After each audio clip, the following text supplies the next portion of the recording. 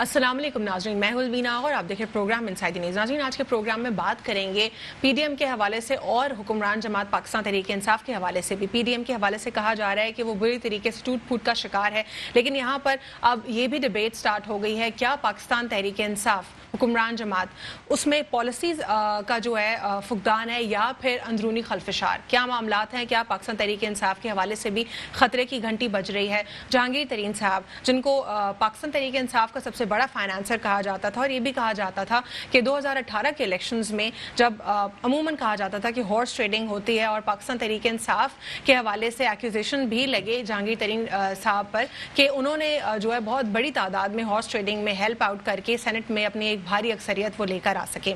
आज जहांगीर तरीन साहब बहुत बड़ी आजमाइश में है। क्या वो वाकई आजमाइश में या फिर वाकई उनकी जो है बिल्कुल ठीक पकड़ हो रही है, वाकई वो शुगर माफिया के साथ हैं, वाकई उनकी जो कंपनी उनके हवाले से जो एलिगेशंस मौजूद हैं इस वक्त के वो सबसे ज्यादा जो है रोल प्ले कर रहे हैं शुगर माफिया में अपना स्ट्रॉन्ग, क्या वो तमाम तर बातें दुरुस्त हैं। साथ ही साथ ये भी बात करेंगे जहांगीर तरीन साहब जो कि पाकिस्तान तहरीक इंसाफ के हवाले से इंसाफ की बात करते हैं, कितना उनके लिए मुमकिन हो पाएगा इंसाफ, क्या वाकई इंसाफ जो है वो ट्रांसपेरेंट होगा या फिर उसमें जो है कहीं पे कोई बायसनेस दिख सकती है। इस वक्त मामलात बहुत ज़्यादा सिवियर दिखाई दे रहे हैं पाकिस्तान तहरीक इंसाफ के हवाले से। साथ ही साथ कुछ ये भी बात करेंगे कि कॉन्स्टिट्यूंसी जो कि NA 249 है पर्टिकुलरली, इसके हवाले से कौन सा कैंडिडेट्स इस वक्त ज़्यादा सपोर्ट में दिखाई दे रहा है। ये वो कॉन्स्टिट्यूंसी है जहाँ पर पाकिस्तान पीपल्स पार्टी और पाकिस्तान मुस्लिम लीग नून दोनों के कैंडिडेट्स आ चुके हैं, उन्होंने अपनी रिप्रेजेंटेशन भी दी है और वो यहाँ पे जीत भी चुके हैं। साथ ही साथ जो रिसेंट कैंडिडेट थे वो फैसल वावडा साहब थे, उनके हवाले से ये कहा जा रहा है कि उन्होंने जो है किसी हद तक अपना जो फंड है वो यूटिलाइज किया अपनी कॉन्स्टिट्यूंसी में और उस पर उन्होंने काम किया। क्या दोबारा से पाकिस्तान तहरीक इंसाफ इस पोजीशन को रिटेन कर पाएगी या फिर पाकिस्तान मुस्लिम लीग नून के हवाले से जो कहा जा रहा है कि शायद उनकी तरफ जो है ज्यादा उनका पलड़ा भारी होगा वोट्स पर और उनके कैंडिडेट सामने आएंगे। और भी मजीद कुछ पॉलिटिकल सिचुएशन के हवाले से बातचीत करेंगे और ये भी बात करेंगे कि तरक्की के लिए जो कुछ प्रोजेक्ट्स है जिसके ऊपर वज़ीर आज़म इमरान खान साहब ने अपना मंशूर रखा था पाकिस्तान तहरीक इंसाफ की हुकूमत में आने के लिए इलेक्शन से पहले, जिसमें उन्होंने नौकरियों के हवाले से बात की थी, उन्होंने घरों की तामीरात के हवाले से बात की थी, उन्होंने जो है दरख्त लगाने के लिए क्लाइमेट चेंज के हवाले से बात की थी। दरख्त के ऊपर तो काम हो रहा है, कितना अमाउंट में हुआ इसके ऊपर अभी भी कंटिन्यूड है। साथ ही साथ अगर घरों की बात करते हैं उस पर भी जारी है, 1500 यूनिट्स पहले फेज में दिए गए, अब भी आज उस पर नई डेवलपमेंट सामने आई। नौकरियों के हवाले से अब भी कड़ी तनकीद का निशाना बनाया जा रहा है पाकिस्तान तहरीक इंसाफ की हुकूमत को। उसके हवाले से बहुत सारे एलिगेशंस है PTI के ऊपर जहाँ पे उन्होंने बात की थी नौकरियां देने की, लेकिन जो ओवरऑल स्टील मिल का पूरा एक ढांचा तब्दील करने के लिए उन्होंने लोगों को निकाला, उस पर उनको क्वेश्चन किया जा रहा है। साथ ही साथ पाकिस्तान एयरलाइंस के हवाले से भी उनको क्वेश्चन किया जा रहा है, हालांकि उनकी तरफ से रिबट लिया आता है कि हम मामले को दुरुस्त करने के लिए तमाम तर कुछ कर रहे हैं। ओवरऑल इन्हीं स्टोरीज के ऊपर आज के प्रोग्राम में बात करेंगे। हमारे साथ प्रोग्राम में मौजूद है नादिर गबूल साहब, रहनुमा पाकिस्तान पीपल्स पार्टी, उनको प्रोग्राम में खुशामदीद कहते हैं। अस्सलाम वालेकुम नादिर, सबसे पहले हम बात करेंगे कि पीडीएम के हवाले से कहा जा रहा है कि टूट फूट का शिकार है और पीडीएम में जो दरार पड़ी थी सेनेट इंतखाबात के बाद, वो जो मामला सामने आया अपोजिशन लीडर के हवाले से, उसके बाद अब जो है इसमें फर्दर डेवलपमेंट नहीं आई। आप लोगों ने ये भी कहा था CC की मीटिंग के बाद आप लोग अपडेट करेंगे। अब तो पाकिस्तान मुस्लिम लीग नून ने अपेरेंटली कह भी दिया है कि आप लोगों ने कहा था कि आप लोग उनको बताएंगे इस पर कि आप लोगों ने देने हैं इस्तीफे, नहीं देने, क्या करना है। अब तक आप लोगों ने कुछ नहीं बताया, क्या कहेंगे आप इस पर? नहीं, हमने तो शुरू से बताया कि इस्तीफे लास्ट ऑप्शन है। अगर इस्तीफे हम लोग इस वक्त दे देते हैं, इससे हुकूमत को तो कोई नुकसान नहीं होगा, उल्टा अपोजिशन को नुकसान होगा, क्योंकि इस वक्त असेंबली के अंदर at least there is an opposition that can challenge Imran Khan and ask him कि आपने क्या परफॉर्म किया है या क्या नहीं किया आपने। उसको चेक एंड बैलेंस रखने के लिए अपोजिशन मौजूद है। अगर हम इस वक्त इस्तीफे दे देंगे, इमरान खान साहब तो बड़े ढीठ हैं, वो तो बाई इलेक्शन भी रखवा लेंगे, उनको परवाह नहीं है कि कोरोना है या कितने रिसोर्सेज इस्तेमाल होंगे मुल्क के, वो बाई इलेक्शन करवा के और उनको ही उल्टा फायदा हो जाएगा। और अभी हमारे पास सबसे बड़ी बात है सिंध गवर्नमेंट है। अगर सिंध गवर्नमेंट एक हमारे पास एक सूबा बचा हुआ है PTI की गिरफ्त से, तो कम से कम हम सिंध की आवाम को तो हम धोखा नहीं दे सकते ना। जो उन्होंने हमारे अंदर एक कॉन्फिडेंस हमने हमारे अंदर डाला है, उसका हम सिला तो उनको देंगे जो लेकिन आपको नादिर ये भी याद होगा कि जो मौलाना साहब हैं वो ये कह रहे थे कि कहीं पे ये नहीं लिखा था, जो भी पॉइंट्स और एजेंडा बनाया गया था PDM का, कि लास्ट ऑप्शन होगा। अगर आप लोग कहते हैं कि लास्ट ऑप्शन होगा इस्तीफा देना, तो वो कहाँ पे लिखा हुआ है, कैसे लास्ट ऑप्शन होगा, ये भी बता दें। उन्होंने आपके लिए ये स्टेटमेंट दिया। साथ ही साथ अब हाल ही में कुछ ही दिन पहले की बात है, PMLN ने ये भी कहा है कि आप लोगों ने कहा था कि आप आप बताएंगे उनको 4 अप्रैल के बाद, वो भी आपने अपडेट नहीं किया। तो क्या अब तक आप लोगों ने नहीं सोचा सीसी की मीटिंग का जो आपने कहा था, या फिर ये आपका फाइनल डिसीजन है कि आप लोगों ने इस्तीफे नहीं देने? जी, हमारा फिलहाल तो यही फाइनल डिसीजन है कि हम इस्तीफ़ा नहीं देंगे और कहीं लिखने की ज़रूरत नहीं थी। बिलावल साहब मीटिंग्स में होते थे, मौलाना साहब भी होते थे, मरियम साहिबा भी होती थी और बिलावल साहब टीवी पे भी आके ये चीज़ बार-बार बोलते थे कि इस्तीफ़ा हमारा बिल्कुल लास्ट ऑप्शन है, जब तमाम और ऑप्शन हम एग्जॉस्ट कर लेंगे। और बहुत ज़्यादा जो समझदार इस वक्त मंजे हुए सियासतदान है, मोतबर सियासतदान है, वो भी यही कह रहे हैं कि पहले आप लॉन्ग मार्च निकालें, मज़ीद प्रेशर में लेकर आएँ इमरान खान को, इमरान खान की गवर्नमेंट को, और अगर फिर भी वो प्रेशर को सकम नहीं करता है then you can always resign. देखिए, रिजाइन करना तो अभी रात को हम फैसला करने के रिजाइन कर लो, सुबह हम रिजाइन कर सकते हैं। रेजिग्नेशन देने में कितनी देर लगती है? लेकिन आपको ये भी याद होगा सीएम सिंध साहब ने ये भी कहा था इस्तीफे तो हमारी जेबों में होते हैं और हम इस्तीफे लेके फिरते हैं, और फिर उसके बाद सीसी की मीटिंग की बात होना, अब फर्दर कोई डेवलपमेंट नहीं है। क्या कोई बैकडोर पॉलिसी आप लोग बना रहे हैं, कोई राब्ते कर रहे हैं?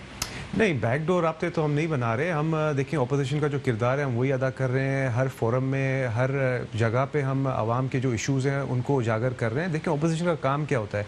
गवर्नमेंट को चेक एंड बैलेंस में रखना और उसको एक्सपोज करना, जो कि हम बहुत भरपूर तरीके से कर रहे हैं। अगर लॉन्ग मार्च के ऊपर इत्तेफाक हो जाता है बिफोर द रेजिग्नेशन तो हम उसका भी साथ देंगे, हम कभी भी पीछे नहीं हटेंगे। और बिलावल साहब ने रिसेंटली भी बोला है कि आप लॉन्ग मार्च निकालें, हम लॉन्ग मार्च में आपका साथ देंगे।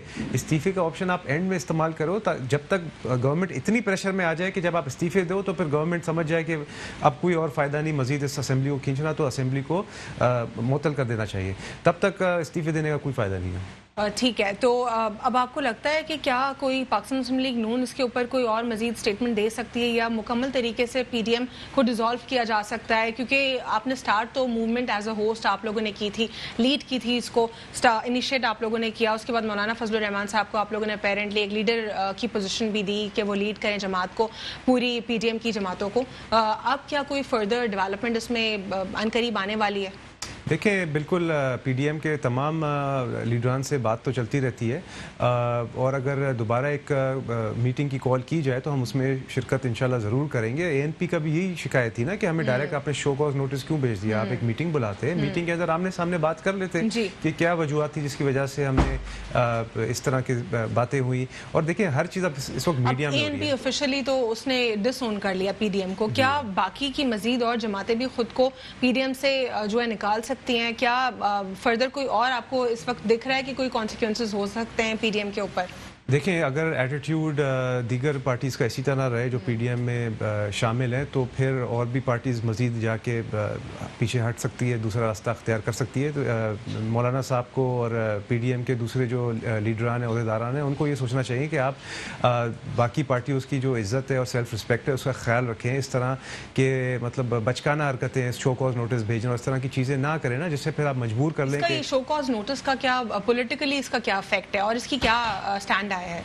उससे यही इफेक्ट आया ना कि एएनपी को आपने ये फील कराया है कि आपने कोई बहुत बड़ा, जैसे कोई आपने गुनाह कर दिया है गिलानी साहब को वोट देकर, जो कि नहीं होना चाहिए था। ये चीज़ें इंटरनल मीटिंग्स में अगर डिस्कस होती, आमने सामने फेस टू फेस आप चाय पे बुलाते। मौलाना फजलुर रहमान साहब को अगर हमने लीडर बनाया है पीडीएम का, बड़ा समझ के उनकी उम्र का ख्याल और तजुर्बे का ख्याल रख के, तो उनको फिर वो रोल इख्तियार करना चाहिए था। बुलाते तमाम पार्टीज़ को टेबल पर कि आप आएँ, बताएँ क्यों आपने इस तरह का स्टेप उठाया है। और देखिए, नून लीग पहले तो बड़ी स्ट्रिक्ट थी इस मामले में, कह रही थी कि नहीं हमारे तो कंफर्म, हमारी तो बात हो गई थी, ऑपोजिशन लीडर इन चेयरमैन हमारा ही आना था, फिर गिलानी साहब को क्यों।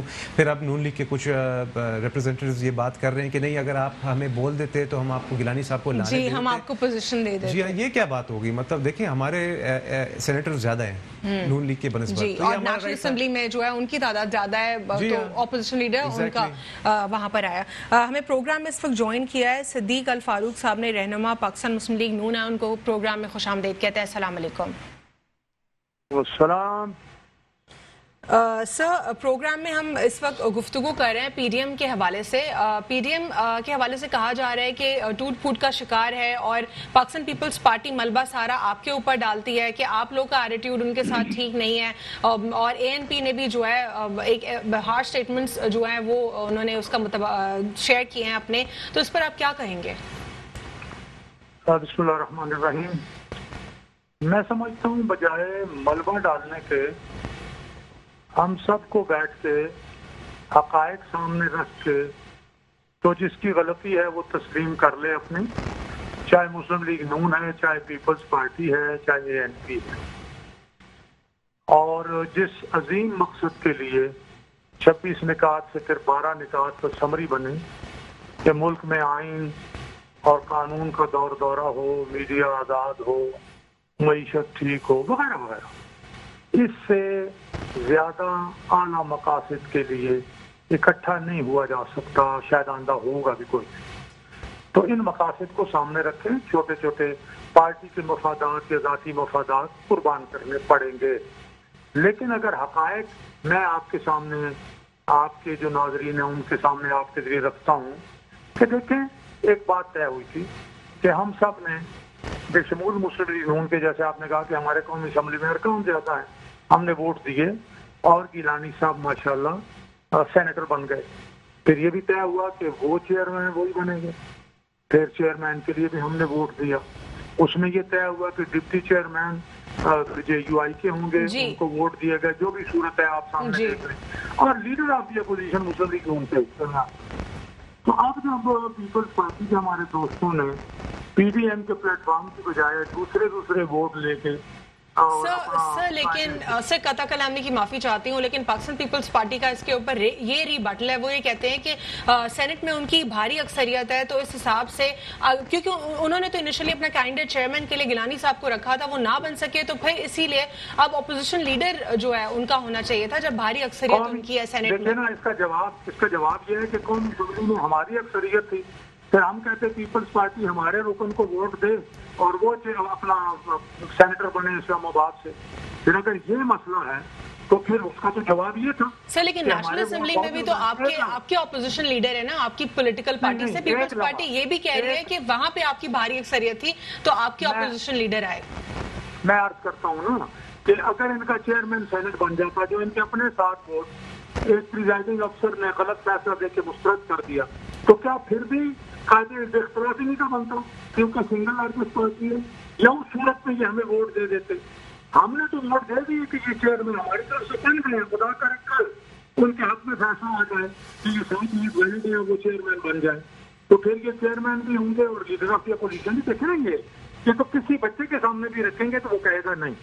तो मैं ये कहता हूँ कि ये जो चीजें हैं, या जो जैसे 2 काज नोटिस दिया गया है, या जो वजाहत मांगी गई है, ये सारी बातें मकसद अजीम है। सारे लोग बैठे और छोटे छोटे मफादात की बजाय मुल्क और कौम का मफादात। लेकिन सदीक साहब आप खुद कह रहे हैं कि मफादात की जंग नहीं होनी चाहिए। अगर मफादात की जंग नहीं होनी चाहिए और इन रियल एसेंस आप कह रहे हैं कि नेशनल इंटरेस्ट का सोचना चाहिए, तो फिर क्या आप लोग को भी इस पर कॉम्प्रोमाइज नहीं कर लेना चाहिए था कि अगर ऑपोजिशन लीडर पीपल्स पार्टी का आता? मैंने इसीलिए अर्ज किया है कि बैठ जाए हम सब लोग, सरबराही इजलास हो पीपल्स पार्टी का, जो 14 को गालिबन इजलास हो रहा है सीईसी का, उसमें वो ज्यादा अच्छा रवैया अख्तियार करें। वो ज्यादा सीजन पार्टी है और वापस आ जाएं अपना पीडीएम की सरबराही इजलास में और इसका हल निकालें।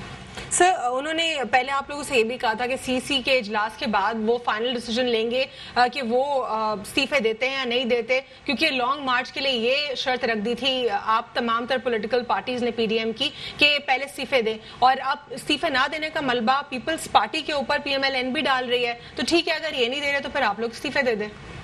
मैंने फिर अर्ज किया कि मलबा न डाला जाए जी। अब इस मसले को हम सब कहते हैं कि हम मुखलिस हैं अपने काज से, तो फिर मेरा मतलब है अपनी छोटी मोटी गलतियां तस्लीम करें और बड़े काज के लिए इकट्ठे हो जाएं।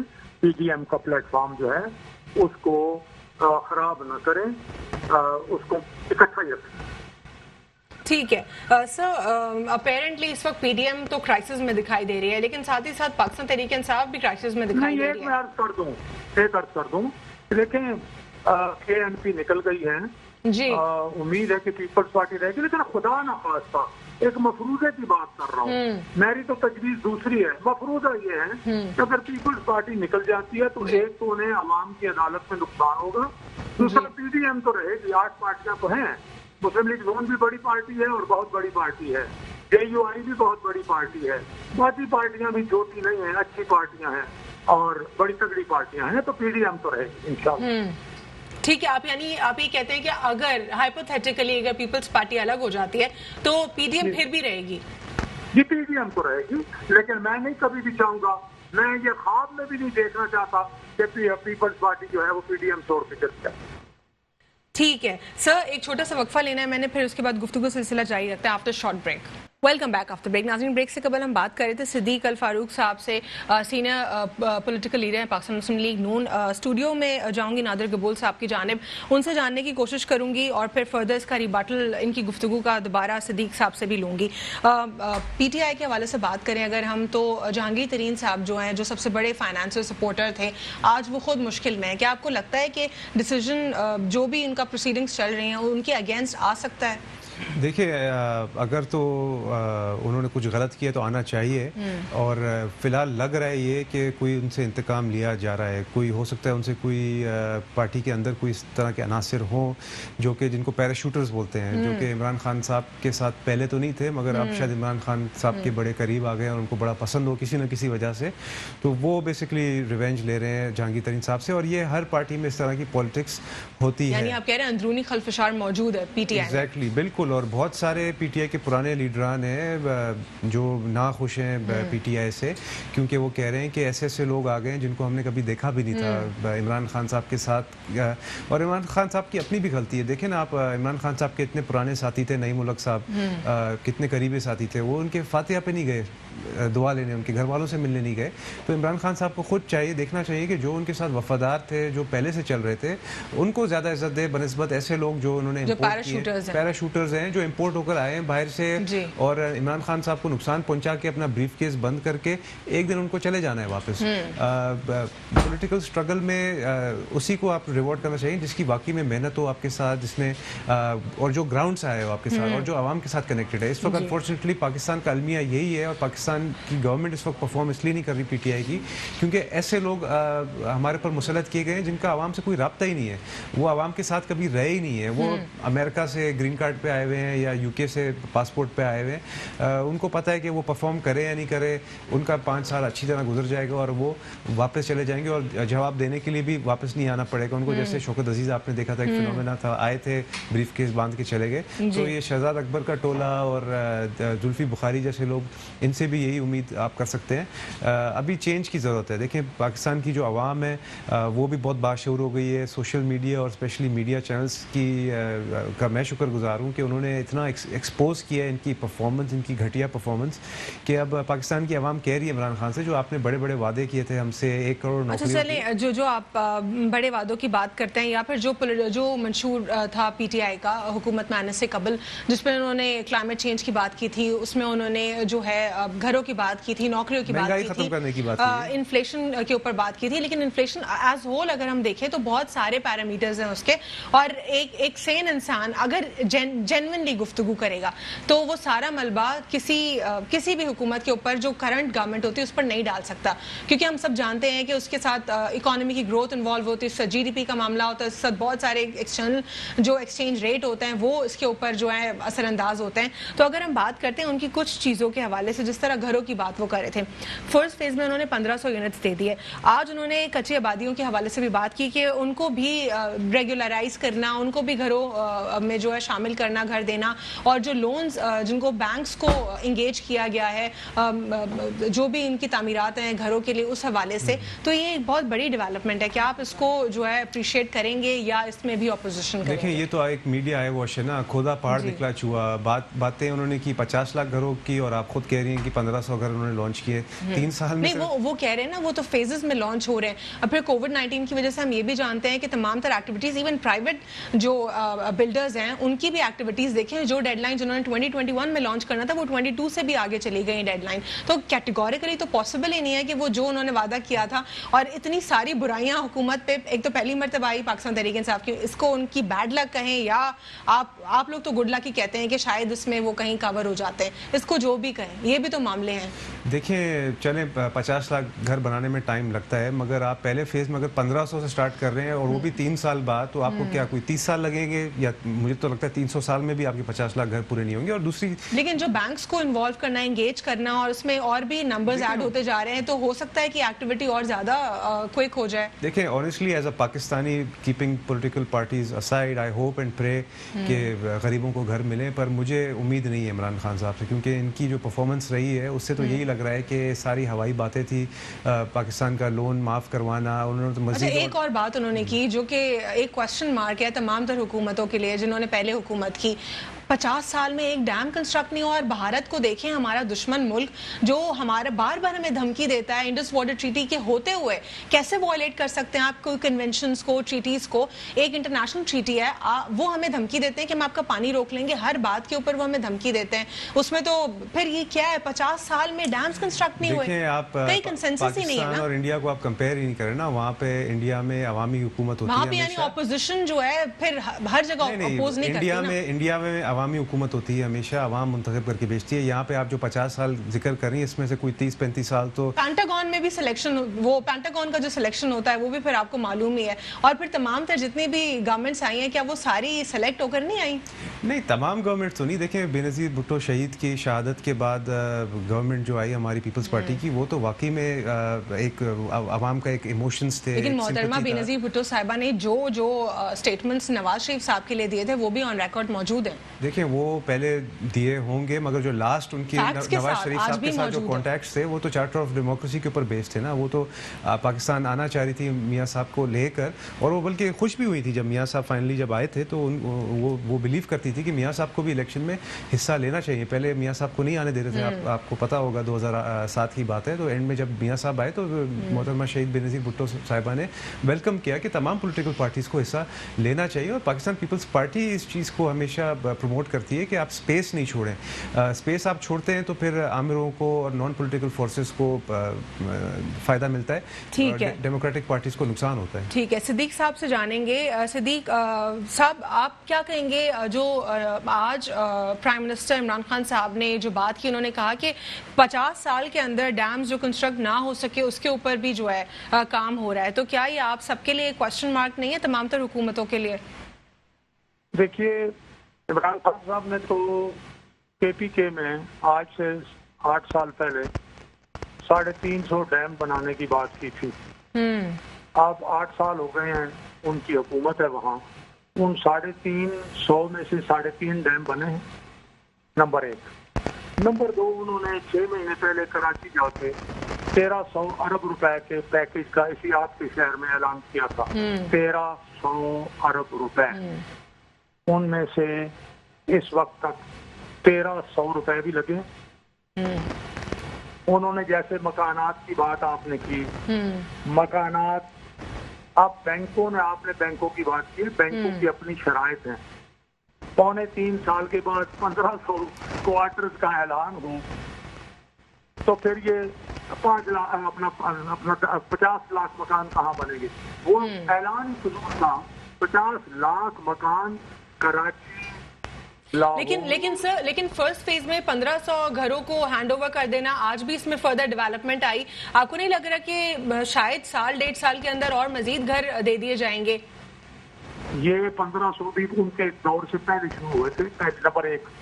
नंबर 2 मैं अर्ज करूंगा, फर्ज करें 3.25 साल में 1500 मकान हैंडओवर हुए और 1500 नहीं 10,000 मकान हो जाए, फर्ज करें जो इनकी रफ्तार है, तो वो 50 लाख। लेकिन रफ्तार की बात तो इस वक्त हम नहीं कर सकते ना। आप भी जानते हैं, हम सब जानते हैं, कोविड-19 की 3rd वेव इस वक्त चल रही है और जो प्राइवेट जो कंस्ट्रक्शंस हो रही हैं बिल्डर्स की, वो कितनी मुतासिर हुई हैं इससे? उनकी 2-2 साल आगे चली गई डेडलाइन। सर देखिए, जो प्राइवेट सेक्टर है और आम मकानात बनाना, तो जो इन्होंने रियायतें दी हैं, तो प्राइवेट सेक्टर में तो मकान बन रहे हैं ना, सीमेंट की भी खपत बढ़ गई सर, लेकिन उनकी डेडलाइन बढ़ गई है। प्राइवेट मकानात और जो फ्लैट्स बन रहे हैं उनकी डेडलाइन बढ़ गई है। अगर किसी ने 2021 में डिलीवर करना था, वो 2 साल आगे हो गई है।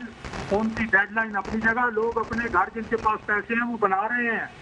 मैं ये कह रहा हूँ, ठीक है, 50 लाख में से देखिए कितनी भी मुश्किल हो, 50 लाख में से 3 साल में अगर 30 लाख नहीं बनते तो यार 5 लाख तो बनते। सर, आप लोगों ने डैम्स क्यों कंस्ट्रक्ट नहीं किए? हमने डैम पूरा तैयार कर दिया, जमीन खरीद ली, 45 और पैसे अदा कर दिए, 45 अरब रुपए इस बजट में जब हम गए रख दिए, इन्होंने आके सारा काम खत्म कर दिया और 3 साल में एक चीज भी नहीं रखी। सर 50 सालों के अंदर हम लोगों ने, चले ठीक है, हमने डैम्स भी कंस्ट्रक्ट नहीं किए। जब भी डैम्स की बात होती थी तो वो कंट्रोवर्शियल हो जाती थी, उसके अंदर बहुत कंसेंसस डेवलप नहीं हो पाता था पॉलिटिकल पार्टीज का। कोई नहीं सर लेकिन एक और मामला है, इंडस वाटर ट्रीटी के ऊपर भी हम लोग खुद को इंटरनेशनल फोरम्स के ऊपर रजिस्टर ही नहीं कर पाए। एक हम एक ट्रीटी का हिस्सा है। मैं एक बात आपसे और अर्ज करूं, अभी आपने इंडिया की मिसाल दी जिन्होंने बगलियार डैम, फलाना डैम, दायमी डैम बना दिए और वहाँ इसलिए बने कि वहाँ आइन और जमहूरियत है। यहाँ आइन और जमहूरियत नहीं रही। यहाँ 35 साल माशाल्लाह रहा ना, और वो 10-10, 15-15 साल के लिए आए, मुल्क भी तोड़ के चले गए, अमेरिका के मफाद के लिए काम करते रहे। सियाचिन भी हमसे चला गया, कारगिल भी चला गया, अड्डे भी हमने अमेरिका को दे दिए, सारा कुछ हमने किया। तो अगर ये 35 साल पाकिस्तान की तारीख में गैर आइनी दौर ना होता और भी कुछ इस तरह की बातें ना होती, हमारे यहाँ भी डैम भी बन जाते, सारा कुछ होता। अब भी जिस काम के लिए अभी आप पीडीएम कह रही हैं, पीडीएम जिस अजीम मकसद के लिए बना है, अब भी अगर ये उस अजीम मकसद पर कायम रहे तो मैं समझता हूँ अगले 5-7 साल में बहुत बेहतरी आ सकती है। ठीक है, बहुत बहुत शुक्रिया प्रोग्राम में शिरकत करने के लिए सिद्दीक अल फारूक साहब, पाकिस्तान मुस्लिम लीग नून से। नादिर, जिस तरह सर कह रहे थे कि आपने भी यही कहा कि इसमें इन्वॉल्वमेंट, हमारे मुल्क में इन्वॉल्वमेंट बहुत होती है। एक इंस्टीट्यूशन दूसरे इंस्टीट्यूशन में जो है उनके कामों में इन्वॉल्वमेंट करता है, सारे पिलर्स एक दूसरे के मामलात में दखल अंदाजी करते हैं। तो ये तमाम तर क्वेश्चंस क्या सिर्फ एक ही जगह से होने चाहिए? क्या इसमें हुकूमतों का जो डेमोक्रेटिक गवर्नमेंट्स है उनका इसमें कसूर नहीं है क्या? अगर वो ठीक से अपना काम करती और जो कॉन्स्टिट्यूशन है उसको ठीक तरीके से निभा रही होती तो क्या इसकी ज़रूरत पड़ती?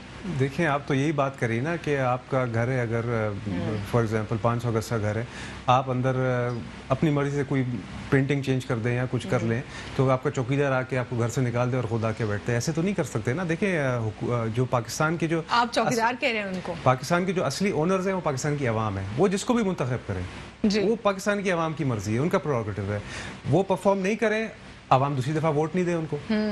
किसी और इंस्टीट्यूशन को अख्तियार नहीं है कि एक अवामी नुमाइंदा की हुई हुकूमत को असेंबली तोड़ के डिज़ोल्व करके, देखें वो तो मुशर्रफ साहब के ऊपर ट्रीजन का केस भी हुआ और वो हार भी गए, और अगर वो वापस आ जाते हैं दुबई से, जहाँ पे वो पहले तो आराम से बैठ के सिगार पी रहे थे और अभी, लेकिन अब उनकी हालत तो आप देखें, अब खराब है हालत। मगर देखें, जैसा आप करोगे वैसा भुगतोगे।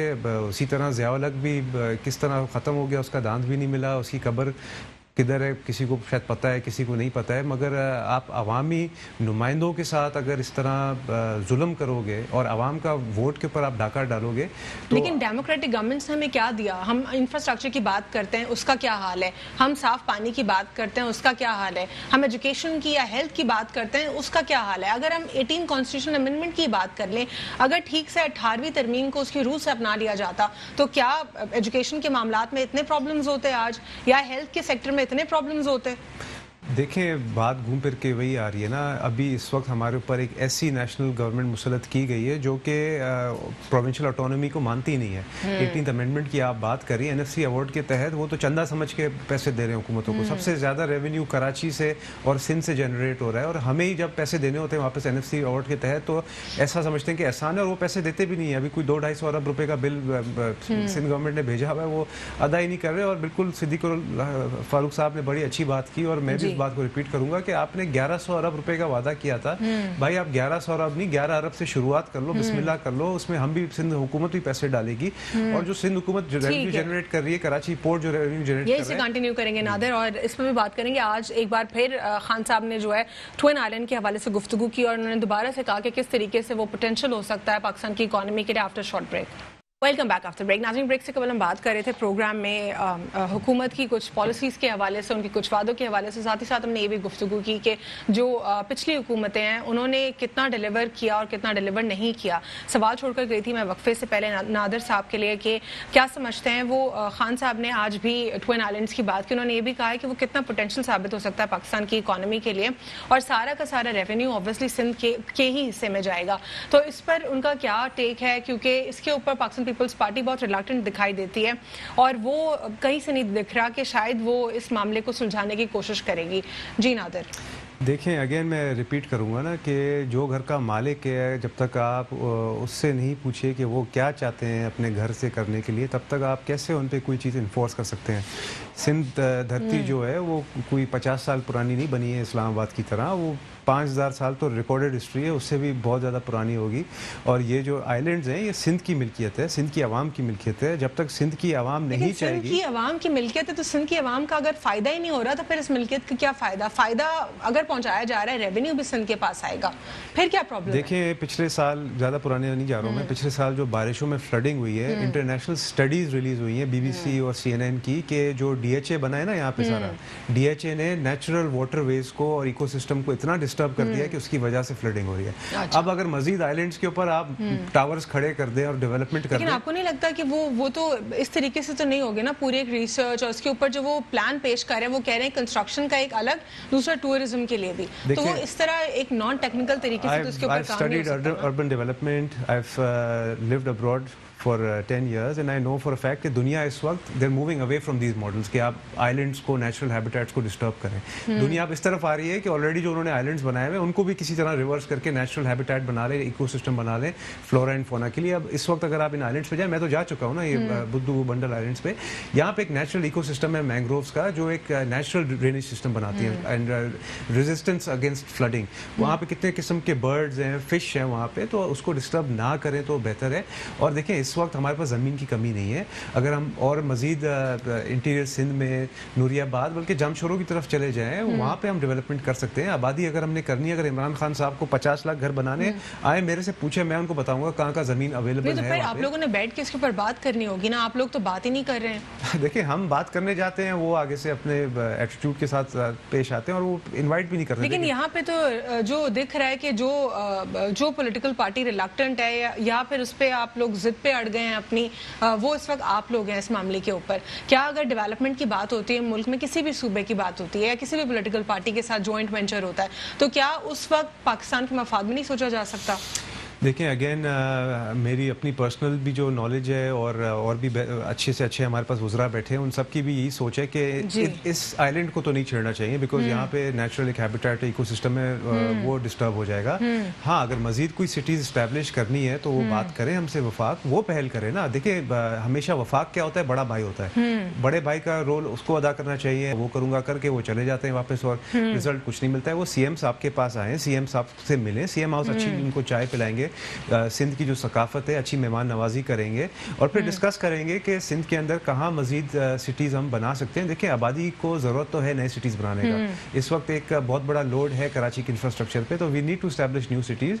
But the answer is not कि आप अंग्रेज़ों की तरह कॉलोनियल पास्ट में चले जाएँ और अंग्रेज़ों की तरह एक फरमान जाहिर पेश कर दें कि भाई यहाँ पे हमने एक नया शहर बनाना है। हमने आप पूछें कि कहाँ पे अवेलेबल है लैंड, कहाँ पे रिसोर्सेज अवेलेबल है।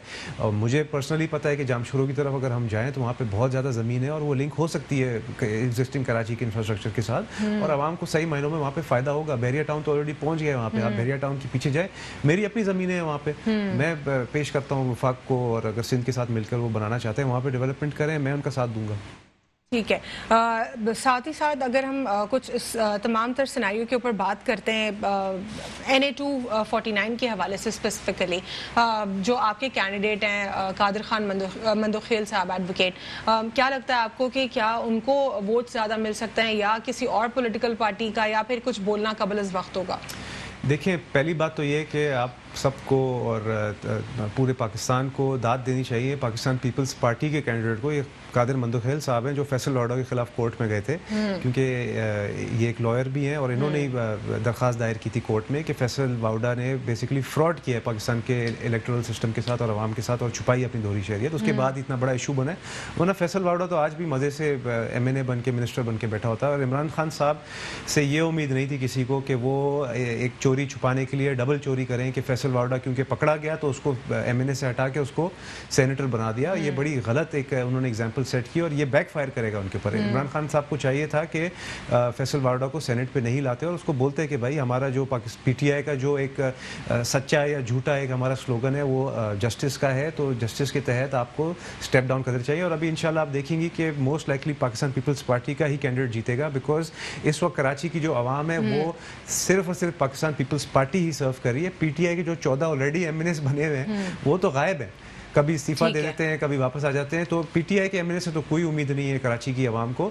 तो इंशाल्लाह पाकिस्तान पीपल्स पार्टी का ही साथ देंगे NA 249 की आवाम, और बहुत ज़्यादा मेहनत कर भी रही है पाकिस्तान पीपल्स पार्टी वहाँ पे। जो हमारी पूरी टीम है डिस्ट्रिक्ट वेस्ट की, वो तमाम हमारे अहदेदारान वहाँ पे बहुत मेहनत कर रहे हैं, और मुझे पूरी तरह से उम्मीद है कि पीपल्स पार्टी वहाँ से जीत कराएगी। ठीक है, हमें प्रोग्राम में ज्वाइन किया साजिद अहमद साहब ने, फॉर्मर MNA MQM पाकिस्तान है। आपको प्रोग्राम में खुशामदीद कहते हैं। अस्सलाम वालेकुम। जी साजिद साहब, जी आप सुन सकते हैं हमें? जी बिल्कुल, आवाज़ आ रही है। साजिद साहब, हम प्रोग्राम में इस वक्त गुफ्तगू कर रहे हैं NA 249 के हवाले से। इसमें मुख्तलिफ पोलिटिकल पार्टीज़ के मुख्तलिफ कैंडिडेट्स मौजूद हैं, लेकिन पाकिस्तान पीपल्स पार्टी और पाकिस्तान मुस्लिम लीग नून दोनों के कैंडिडेट्स इसमें ऑलरेडी इलेक्ट हो चुके हैं, और जो रीसेंट कैंडिडेट थे वो PTI के थे। क्या लगता है आपको कि इस दफ़ा किसकी जो है, किसका पलड़ा भारी हो सकता है? अस्सलाम वालेकुम। अच्छा देखिए जी, 2018 के जो इलेक्शन हुए थे, और वो पूरा इलेक्शन ही एक तरह से पाकिस्तान की तमाम जो पॉलिटिकल पार्टीज हैं वो इलेक्शन कमीशन गई और सब ने पटिशन लगाई। अच्छा, मुख्तलिफ हलकों के अंदर पटिशन लगी। इस तरह पूरे पाकिस्तान में जो 2018 के अंदर इलेक्शन हुए उस पर एक क्वेश्चन मार्क है। अच्छा, जो अब बल्दिया टाउन के अंदर जो इलेक्शन होने जा रहा है, इसमें यकीनन वो इसलिए कि 2018 से पहले जो यहाँ MNA थे वो मुत्तहिदा गवर्नमेंट पाकिस्तान के थे, और अच्छी वर्किंग है हमारी, बहुत अच्छी चल रही है। हमारे कैंडिडेट का नाम मुरसलीन भाई है, और वहाँ हमारी 3-4 लेकिन साजिद साहब, जो रीसेंट कैंडिडेट थे वो तो पाकिस्तान तहरीक इंसाफ के थे, और इससे जो है पहले मल्टीपल टाइम्स पीपल्स पार्टी और PMLN भी यहाँ पर आ चुकी है। तो अब करंट सिचुएशन क्या हो सकती है? देखिए, उस वक्त PTI फर्स्ट पर थी, सेकंड पर नून लीग थी, लेकिन नून लीग का कहना ये है कि हम जीते हुए थे और PTI को जितवाया गया है। अच्छा, वो इलेक्शन ही पूरा, ये मैंने आपको कहा क्वेश्चन मार्क है उस इलेक्शन पर। क्वेश्चन मार्क, अगर इलेक्शंस क्वेश्चन मार्क थे तो फिर आप एलाई क्यों है पाकिस्तान तहरीक इंसाफ के? फिर आप लोग को वो मिनिस्ट्रीज भी नहीं लेनी चाहिए थी, कराची में भी आप लोग को अपना स्टेक नहीं देना चाहिए था? बिल्कुल, हम इत्तेहादी में, लेकिन इलेक्शन कमीशन ऑफ पाकिस्तान में हम गए में, वहाँ हमने कराची की मुख्तलिफ सीट्स पर हमने वहाँ पटिशन। तो यानी अभी 2.5 साल हुकूमत का एलाई होने के बावजूद भी आप लोग एक तरह जो जमहूरी सिस्टम का हिस्सा भी हैं, फिर उसको क्वेश्चन भी कर रहे हैं?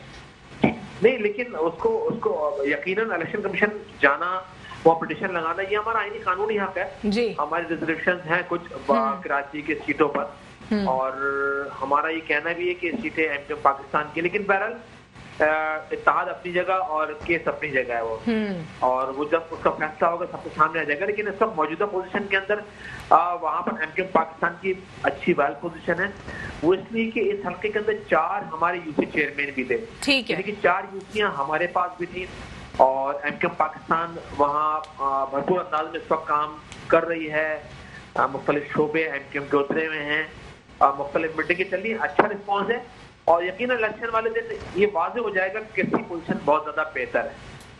ठीक है सर, गुफ्तगू करेंगे अब हम IMF की रिपोर्ट के हवाले से, जिसके ऊपर डिबेट हो रही है। उन्होंने कुछ फैक्ट्स, उनके जो फैक्ट्स आए हैं उसकी इंटरप्रिटेशन कुछ आर्टिकल्स में की गई है, जिसको नेगेटिवली डिस्कस किया जा रहा है। अगर हम बात करते हैं उनकी रिपोर्ट के मुताबिक, तो उनके हिसाब से ग्रोथ रेट जो एक्सपेक्टेड है वो 1.5 है, लेकिन पाकिस्तान गवर्नमेंट कहती है कि उन्होंने जो फोरकास्ट किया है वो 2.1% है, यानी पाकिस्तान गवर्नमेंट ज़्यादा बता रही है उनके एक्सपेक्टेशन से। और वो ये भी कह रहे हैं कि अनएम्प्लॉयमेंट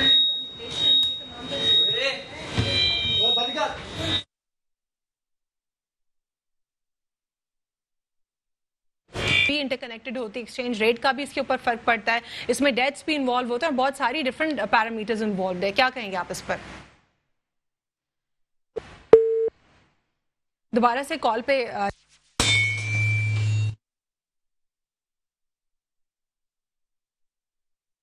नहीं दिए।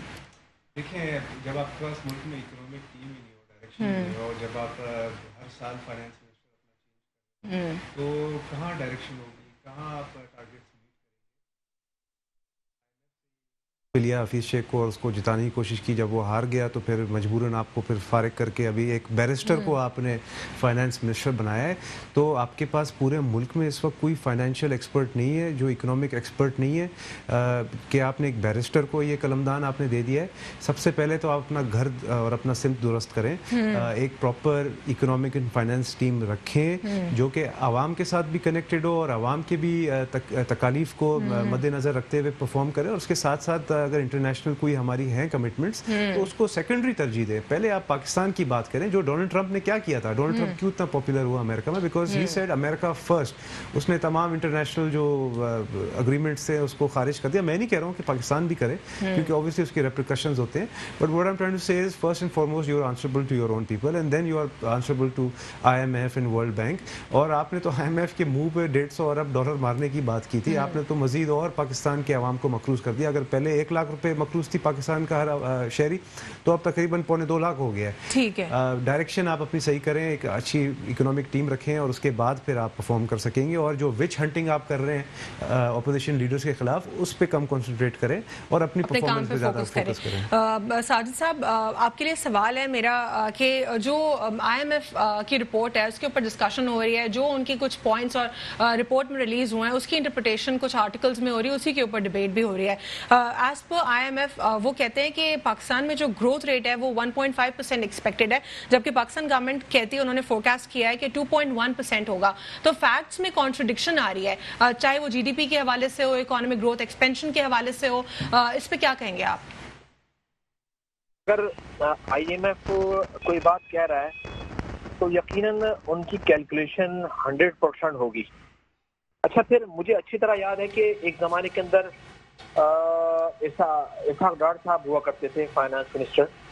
अच्छा, वो भी उस जमाने के अंदर ये लफ्जों का हेर फेर इसके अंदर बहुत ज्यादा था और फैक्ट एंड फिगर हमेशा मेरे ख्याल में गलत भी बताई जाती थी। अच्छा, इस चीज को कोर्ट पाकिस्तान तहरीक इंसाफ के मौजूदा वज़ीर खजाना और इससे पहले जो असद उमर साहब थे वो भी कोर्ट कर चुके हैं कि इसहाक डार साहब ने भी जो उस जमाने के अंदर फैक्ट एंड फिगर बताते थे उसके अंदर वो अल्फाजों का गोरा धंधा होता था वो जी। अच्छा, ये कंट्रोटी के साथ पाकिस्तान का, यानी आप ये कह रहे हैं कि ये स्टैटिस्टिक्स जो होती हैं गवर्नमेंट डिपार्टमेंट की डिफरेंट होती हैं ऑन एंड ऑफ, इसमें कॉन्ट्रडिक्शन आती है। बिल्कुल बिल्कुल, इसमें डिफरेंसेस आते हैं और हुकूमत अपने मतलब की बात करके पब्लिक को यकीनन मोटिवेट करने की कोशिश करती है, लेकिन उम्मन देखा ही गया है कि IMF के फैक्ट एंड फिगर हमेशा 100% तकरीबन सही होते हैं। ठीक है सर, अगर हम हमाद अज़ीज़ साहब की बात करते हैं तो उनके पास जो है ministries of industries and production का भी कलमदान मौजूद है। वो ये कहते हैं कि पाकिस्तान का ग्रोथ टारगेट जो है प्रोडक्शन के हवाले से वो 4% एक्सपेक्टेड है। क्या आपको लगता है कि इंडस्ट्रीज में ठीक तरीके से काम हो रहा है? जो टेक्सटाइल के हवाले से कुछ जो रिवैम्प हुआ उनकी पॉलिसीज में, कॉटन के ऊपर फोकस है, टेक्सटाइल के ऊपर फोकस है, क्या कुछ बेहतरी आएगी?